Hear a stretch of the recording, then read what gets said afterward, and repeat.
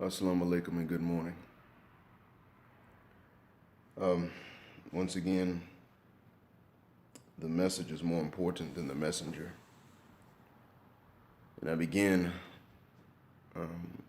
by, and of the name of Allah, the most compassionate, the most merciful, the biggest, the greatest, and the most important.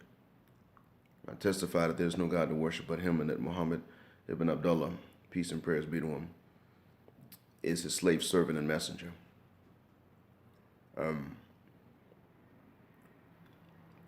It's been a while since I posted anything because there wasn't really a whole lot to talk about after Hamza Yusuf's snafu and then his punk behind apology. But of course, that's not mentioned. My grudge with him had gone even further. But he was a deviation from a particular pattern. Now, I'm still going to touch on the issue of Arab whiteness versus blackness. And South Asian want to be whiteness versus blackness in the Muslim world. I'm still going to touch up on this because it has to be. We simply can't afford to just let it go and ignore it. Recently, in talking to a lady from Morocco, a black Moroccan lady, with whom I wished to marry at one point,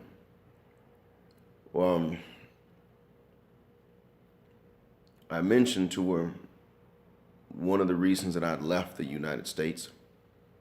I told her that it had to do with, it frankly had to do with a lot of racism.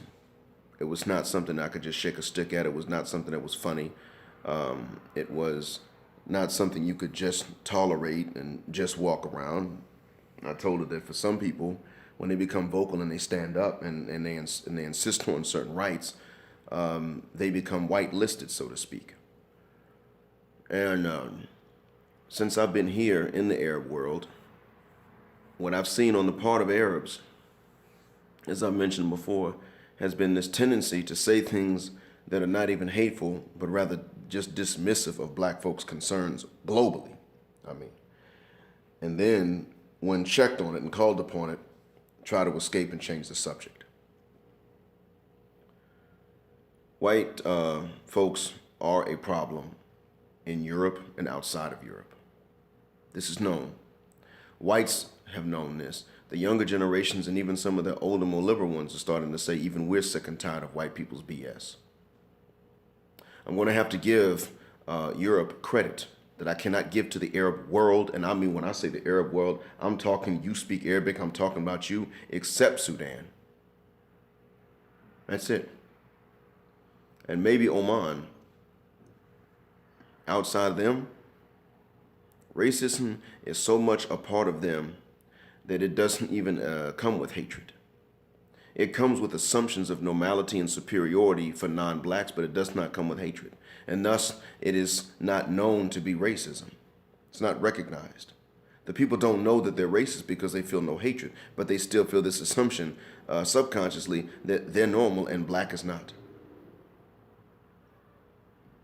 This is problematic in and of itself. Because how does the oppressive become normal and the oppressed become abnormal for being oppressed? I'm going to explain something about the inferiority complexes that black folks have and the inferiority complexes that Arabs have in the context of the conversation that I had with the lady I wanted to marry at one point, a black lady in Morocco. When she said, "You've brought this subject up twice at least now,"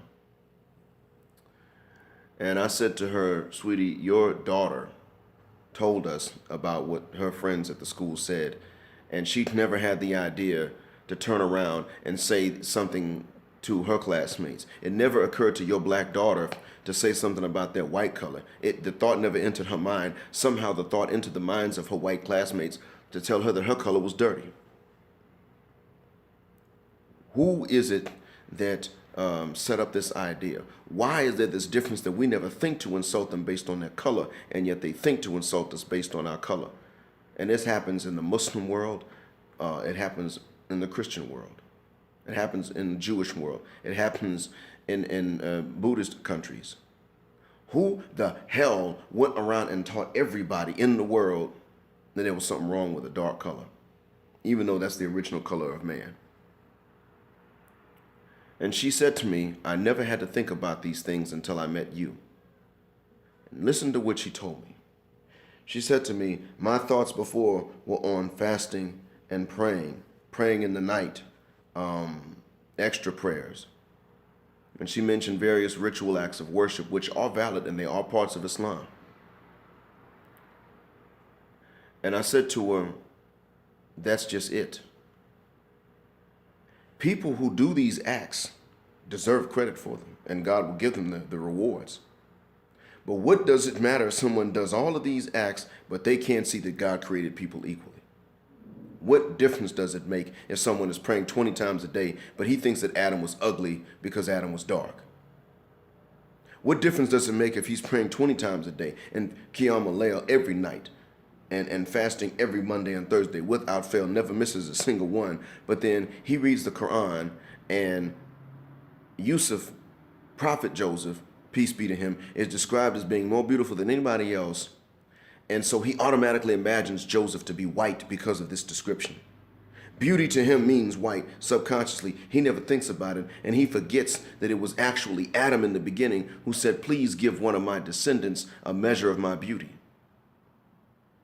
And this was Yusuf, this was Joseph. What does it matter if he can't understand this kind of brainwashing that he's been given successfully? And what is the reason that he can be brainwashed if he is so faithful and so in touch with his maker? This is what I want the Muslim world to know. Just like God does not forgive shirk, I, as a black man, am not required to forgive racist ideas on the parts of people who are calling themselves Muslims. And neither are you. It is not okay for anybody to treat you differently because of your black blood, even subconsciously. She complained to me that I had a heart full of hate. And I asked her, how is it that loving oneself becomes hatred for others? I hate every oppressor. She told me that African women from the tropics were bleaching themselves because their men did not like dark skin. I explained to her that if I had met any of them, and I'd seen some before, but if I'd met any of them, I would have had some mean things to say about them for imitating the oppressor. And then I asked her, but let me ask you this. They had to be colonized, and oftentimes with no Islam, in order for this to happen. But you all, you're claiming that you got Islam, so why the hell was somebody able to come along and brainwash you? That's my question to you. She said, but the first thing she told me was I never had to think about these things until I met you. That's just it. The Arab world and the subcontinental culture does not want to even think about this problem. They simply want to continue on with their unchallenged, subconscious, preconceived notions of white normality and superiority. Black people in the Americas had to be drugged across the ocean, raped, beaten, all manner of ill treatment all throughout the Americas. So when some people in Black America, in the United States, start to say the white man is the devil, most Black Americans reject that notion that white folks were born devils by virtue of their whiteness. You got a very small minority saying that white folks are devils. And as a matter of fact, the first people I ever heard use the term white devil in history were the Chinese. But I'm beginning to think that maybe you all are devils because you don't even want to challenge it. White America at least can have some kind of discussion on it. There's no way to discuss this problem with you all in the Muslim world. So let me tell you something. Saudis, you don't deserve the land in Saudi Arabia. North Africans, you don't deserve to live on the African continent with your views of Black Africa and what you call white Africa. You should be driven off the continent. And I hope that one day tropical Africans start pushing you into the Mediterranean and you can sit there and float and see how well you can swim and see how well the Europeans will accept you. You can ask those of your people who have already gone to Europe how much they accept you. You'll see how bad it is before you even get driven into the Mediterranean. But you can't respect tropical Africans. And it has nothing to do. Do not sit there and lie and say that it has something to do with culture. It doesn't. You cannot respect tropical Africans because they're black. That's what it boils down to. You cannot say it has anything to do with practices or the way they dress or weak Islam or anything like that. In North Africa, you all are pretty famous for being pretty liberal about your Islam as well and dressing just any kind of way. But since black women got bigger butts and they dress like you do, you got to make fun of them. I want you to stop and think for a second about what message that sends to black folks. You dress like Europeans when you have your own dress code as Muslims. You consider that being free-thinking, advanced, and high-minded. Africans may dress similar to Europeans. You start laughing at them. How could they have their butts hanging out like that? How could you? And that's where the racism comes in. You see, everybody is dirt, all human beings. And I mean, even in our behavior, not just in our genetic makeup, in our behavior, we're dirt. All of us are. But you all have this bad habit of singling out one race and blaming them for it. And yet and still, the ones who colonized you and taught you to shed your morals that you had before colonization, you don't blame. You let them off the hook. Oh, they brought air conditioning, so they can act however they want. Before I leave and go to work and try to work with Arabs in the Gulf, I'm going to tell you all now, I curse you. I ask Allah to curse you for your hypocrisy. And this is why I jumped on Hamza Yusuf the way that I did. If you entertain a racist thought in your mind and you don't want to be corrected for it, I consider you a hypocrite directly. And hypocrites are not Muslims. Assalamu alaikum.